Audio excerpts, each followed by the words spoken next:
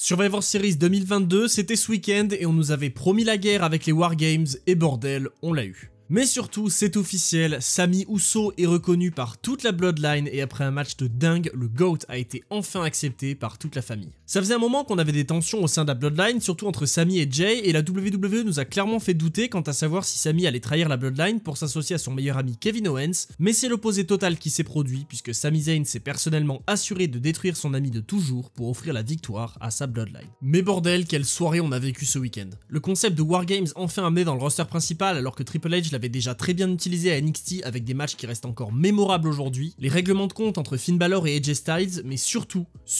la masterclass pour le titre des États-Unis entre Seth Rollins, Bobby Lashley et Austin Theory. N'a vraiment pas à dire, Triple H depuis qu'il a repris la WWE, il sait ce qu'il fait et je veux dire regardez juste la stipulation Wargames en fait. Comment est-ce que vous voulez plus avoir envie de regarder quelque chose que ça? Le truc c'est un 5 contre 5 avec 2 rings et une immense cage avec aucune disqualification et toutes les prises autorisées, seul le tombé ou la soumission donne la victoire à l'une des deux équipes. En plus de ça, le match ne commence même pas d'entrée de jeu puisque les membres de chaque équipe débarquent les uns après les autres et la cloche ne sonne qu'une fois les 10 hommes ou femmes dans le ring. Non, vous m'auriez sorti ça en 2009, j'aurais littéralement vendu un rein pour le voir et aujourd'hui c'est enfin une réalité. Et d'ailleurs, un autre truc sur les Wargames, je pense que je vais changer mon réveil le matin par ça. And now, let the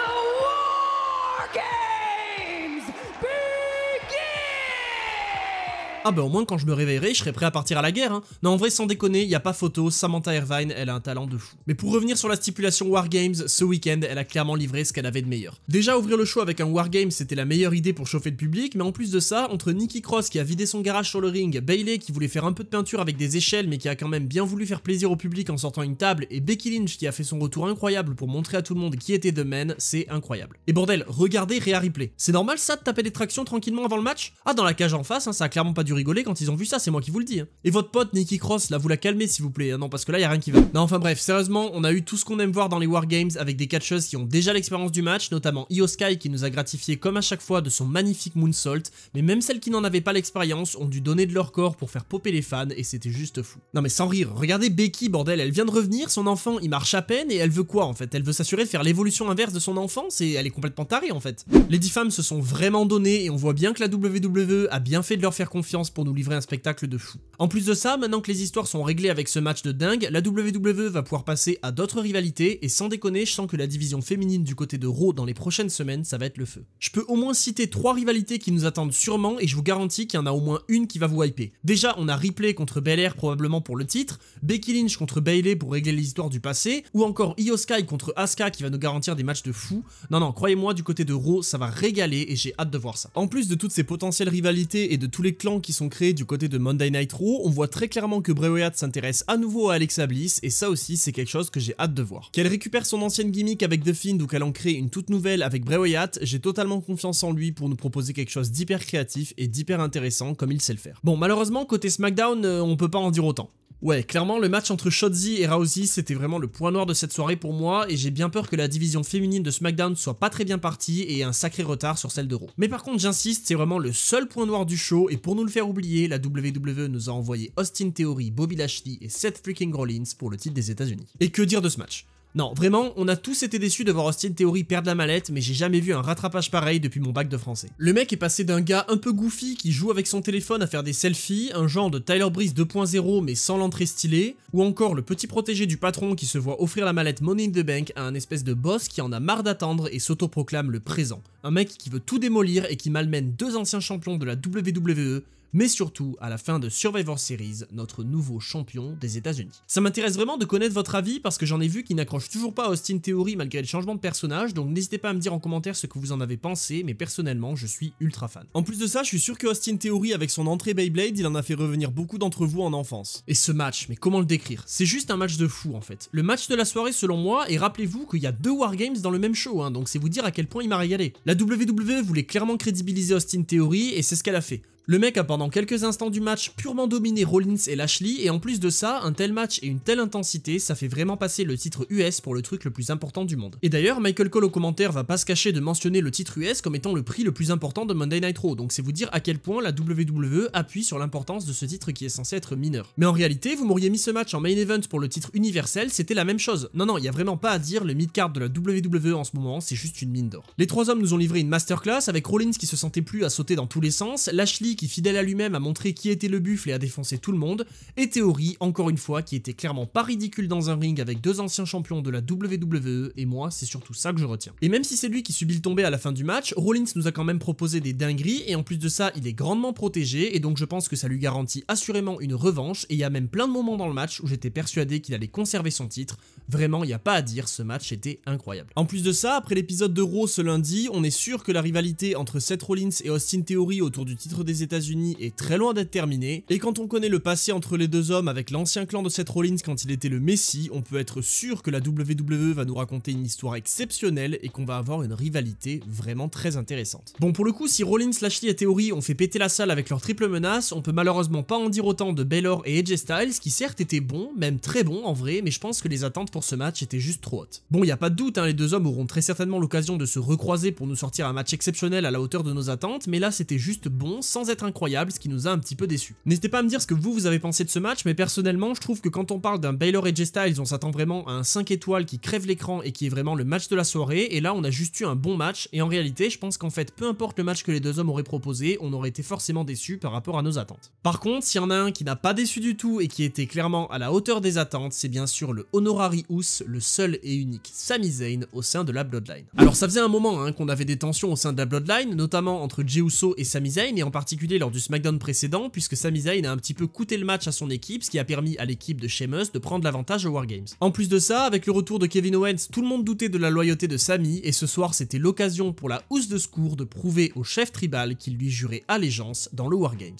Non, sérieusement, regardez cette image. C'est vraiment ce que la WWE sait faire de mieux. 5 mecs contre 5 autres gars prêts à régler leur compte et à se livrer à une guerre sans merci, sans déconner, les frissons. Et si les femmes n'ont pas déçu, les hommes non plus, hein. Avec Butch, l'habitué des War Games, et Kevin Owens ayant lui aussi déjà participé à ce type de guerre, on pouvait se dire que l'équipe de Sheamus avait un clair avantage sur la Bloodline, mais on va voir que ça s'est pas passé comme prévu. Le chef tribal savait parfaitement ce qu'il faisait, et d'ailleurs pour tester la loyauté de Zayn, il l'envoie immédiatement dans le ring pour aider Jey Uso en tant que premier participant, et sérieusement, le charisme de Roman Reigns dans cette cage avec sa Bloodline, le gars c'est juste un daron avec ses enfants en fait. Et d'ailleurs au sein même du War Games, il y a eu de vraies fortes tensions entre Jey Uso et Sami Zayn, et j'ai personnellement cru que ça allait exploser. Je pense que si Jimmy Uso était pas là pour les séparer, c'était terminé pour la Bloodline. Bien sûr, les hommes sont logés à la même enseigne que les femmes, hein, donc c'est la foire aux chaises, aux tables et à la violence, avec notamment cette image de la Bloodline qui se fait décimer par l'équipe de Sheamus avec des coups d'avant-bras, c'est juste fou. En plus de ça, on a vu que Roman Reigns n'était clairement plus intouchable du tout, hein, que ce soit Owens, McIntyre ou Sheamus, le chef tribal a intérêt à bien s'accrocher à son titre, et j'ai hâte de voir ce que l'avenir nous réserve pour la Bloodline. En tout cas, pour le présent, tout va bien, puisqu'après avoir sauvé son chef tribal, Sami Zayn latte les couilles de son meilleur ami et l'offre en pâture à ses housses pour donner la victoire à la Bloodline une fois de plus. Mais ce qu'on retiendra surtout, au-delà de la violence de ce match et de la potentielle fragilité du titre de Roman Reigns, c'est que enfin, Sami Uso est une réalité, il est accepté par toute la Bloodline avec ce câlin exceptionnel entre Jey et Sami. Sérieusement, les émotions, alors que le mec est rejeté depuis le début et qu'on savait pas comment il allait s'intégrer, ni même s'il allait pas finir par déjà trahir la Bloodline,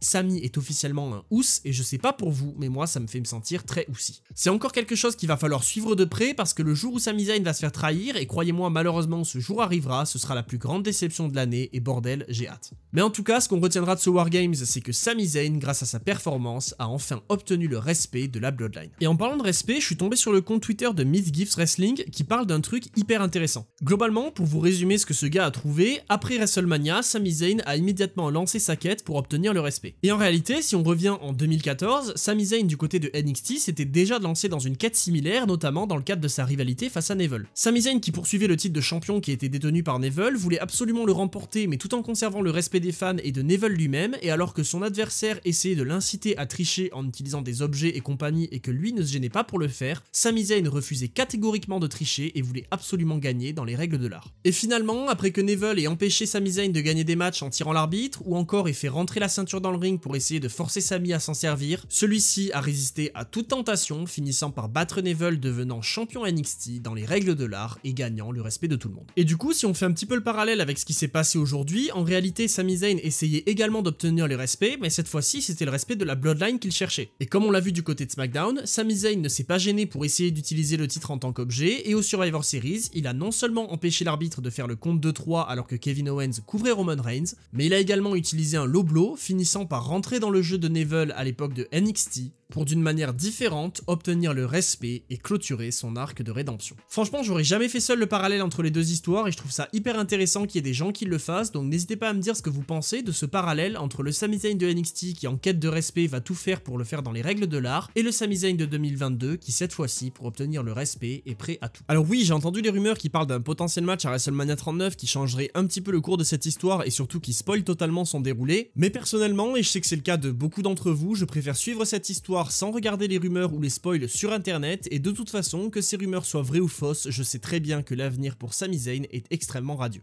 Et encore une fois, la WWE s'est parfaitement raconté des histoires puisqu'à la fin du match, on a vu un regard très pesant de Roman Reigns et de Jey Uso sur Sami Zayn ou Solo Sikoa, je sais pas trop quoi en penser. J'en ai vu certains qui pensaient que c'était les prémices de l'exclusion de Sami Zayn de la Bloodline, ce qui en soi me paraît un petit peu étonnant après ce qu'on vient d'avoir à War Games, pendant que d'autres pensaient plutôt que c'était un regard insistant envers Solo Sikoa qui était le seul à ne pas lever le doigt au ciel. Quoi qu'il en soit, c'est une certitude que tout ça sera éclairci dans les semaines à venir et quand on voit que Elimination Chamber va avoir lieu à Montréal au Canada dans le pays de Sami Zayn, ça rend la chose encore plus intéressante à suivre. J'espère que cette vidéo un peu différente de d'habitude et plus centrée sur l'actualité vous aura plu, et si c'est le cas, dites-le moi surtout en commentaire parce que moi ça m'intéresse de parler de sujets un petit peu plus récents, donc si ça vous plaît, je pourrais faire ça par exemple une fois par mois. Je fais un petit peu comme je peux en ce moment parce que j'ai toujours pas mon PC et c'est aussi pour ça qu'il n'y a pas de live sur Twitch, mais j'espère que dès la semaine prochaine les lives pourront reprendre, donc rejoignez-moi quand même sur twitch.tv/Monsieur Hawkin. D'ici là, je vous donne rendez-vous dès dimanche pour une autre vidéo et je vous dis c'était Monsieur Hawkin et on se retrouve très vite pour parler de catch.